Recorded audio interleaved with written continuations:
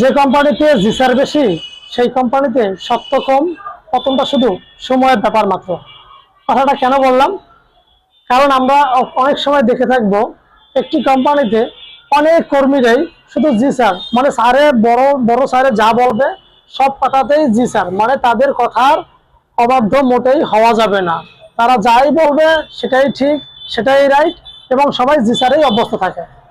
এই জি স্যার বলতে বলতে বলতে বলতে কখন যে একটি কোম্পানির সঠিক সিদ্ধান্তটুকু নেওয়ার মতন সাহস বা শক্তি হারিয়ে ফেলে সেটা সেই কোম্পানির এমডি পর্যন্ত জানে না। কারণ সবাই জি স্যার শব্দটা বলে ভয় এবং ভীতির জন্য। ভয় এবং ভীতি থেকেই সবাই জি স্যারে অভ্যস্ত থাকে। কারণ প্রত্যেকটা নিচু লেভেলের কর্মীরা, সেটা একজন সেলস এক্সিকিউটিভ হোক বা একজন ম্যানেজার হোক, মোটামুটি ম্যানেজার থেকে সেলস এক্সিকিউটিভ পর্যন্ত সবাই জি স্যারেই অভ্যস্ত থাকে তার ঊর্ধ্বতন কর্মকর্তার কাছে। এর কারণ হচ্ছে যে তারা কখনোই চাইবে না কোনো একটা ঝামেলার কারণে তার চাকরিটা চলে যায়। সে ঝামেলা কেন নেবে? সে বড় স্যারে যদি জি স্যার বলে, মানে যে কোনো কথা বলে, সেটা হোক সঠিক হোক বা ভুল হোক, সেই নিচু লেভেলের কর্মীটা সে খুব সহজেই জানে যে তার কথার কোনো মূল্যায়ন এখানে করবে না। সেক্ষেত্রে শুধু জি স্যার বলেই ক্ষান্ত থাকে। এবং এই জি স্যার বলতে বলতে একটি কোম্পানি থেকে আড়াল হয় সত্য। সত্য আড়াল আড়াল হয় বলতে কি? সত্য আড়াল হয় বলতে, ধরেন একটি কোম্পানিতে বিভিন্ন ধরনের দুর্বলতা থাকে, বিভিন্ন ধরনের ঝুঁকি থাকে। এটা আপনি যখন মাঠ পর্যায়ে কাজ করবেন, আপনার চাইতে ভালো কিন্তু একজন এমডি সে কিন্তু আপনার চাইতে ভালো জানবে না।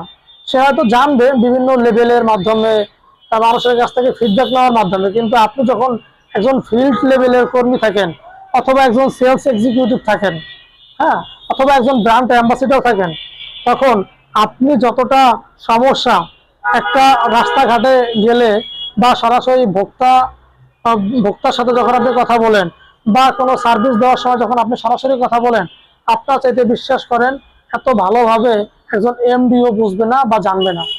কিন্তু সত্য কথা কি, আসলে আমাদের কাছ থেকে কিন্তু ফিডব্যাকটা নেওয়া উচিত। প্রত্যেকটা বড় বড় কর্মকর্তার আসলে কিন্তু উচিত নিচের লেভেলের যে সমস্ত কর্মীরা কাজ করে তাদের থেকেই একটা সুন্দর ফিডব্যাক নেওয়া এবং তাদেরও মতামতের গুরুত্ব নেওয়া। কিন্তু না, তারা সবসময় মাস শেষে মোটা অঙ্কের স্যালারি নেয় এবং যারা সেলস এক্সিকিউটিভ বা হচ্ছে ফিল্ড সেলসে কাজ করে তাদের থেকে তাদের বেতনও কম দেয় এবং তাদের থেকে কোনো পরামর্শও নিতে চায় না এবং তাদের কাছ থেকে কোনো ভালো সিদ্ধান্তও গ্রহণ করতে চায় না। এর কারণ হচ্ছে যে ব্যক্তি আপনাকে গাইডলাইন করে বা আপনাকে যে ব্যক্তি, যে ঊর্ধ্বতন কর্মকর্তা মনিটর করে, সে সবসময় তার স্যার বা তার এমডির কাছে ভালো হইতে চায়।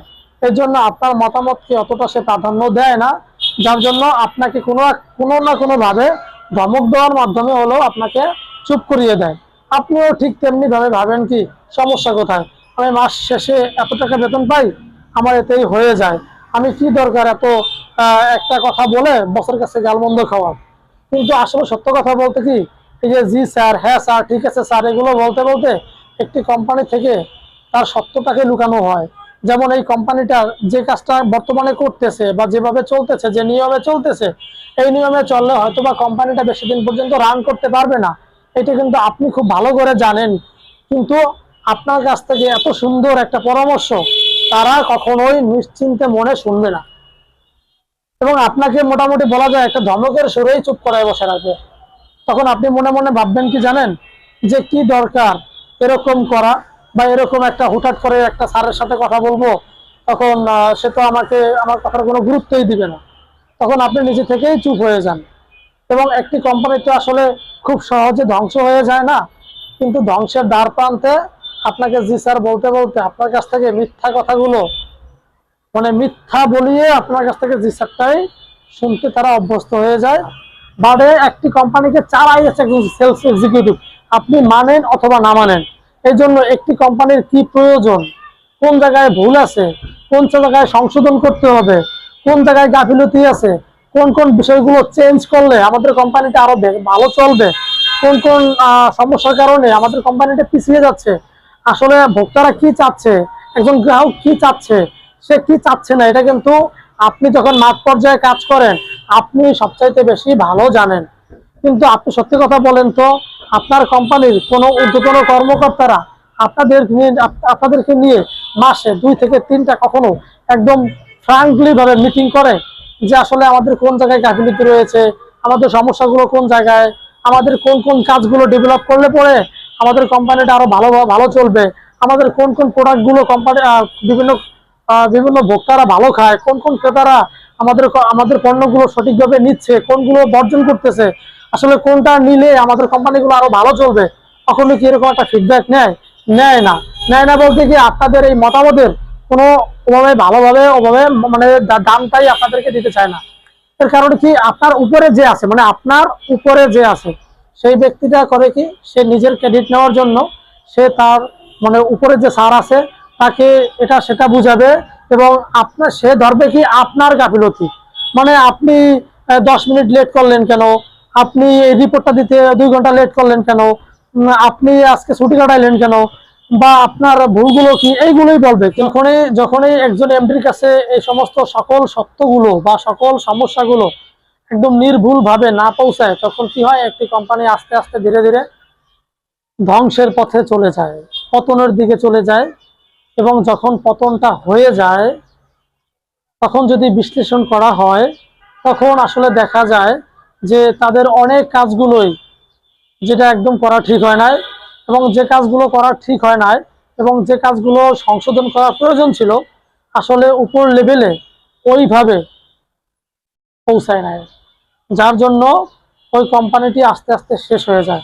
এই জন্য একটা কথা আমি প্রথমেই বলছি যে যে কোম্পানিতে জি স্যারের শব্দটা বেশি থাকে সেই কোম্পানিটি সত্যতা লুকানো থাকে, এবং আস্তে আস্তে সেই কোম্পানিটি পতনের দিকে চলে যায়। এবার তো আমি নিশ্চয়ই বুঝাতে পারছি যে আসলে আমরা যে ভয় ভীতির মাধ্যমে জি স্যার বলে অল্প কটা বেতন নিয়ে সন্তুষ্ট থাকি, কোনো ঝামেলার মধ্যে যেতে চাই না, এটার মূল কারণেই হচ্ছে আপনার মতামতের গুরুত্ব ভালোভাবে সঠিকভাবে না দেওয়া।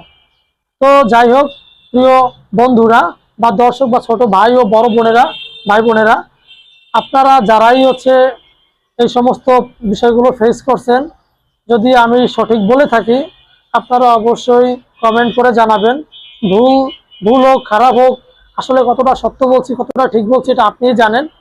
আপনাদের কমেন্টগুলো আশা করছি। ধন্যবাদ সবাইকে।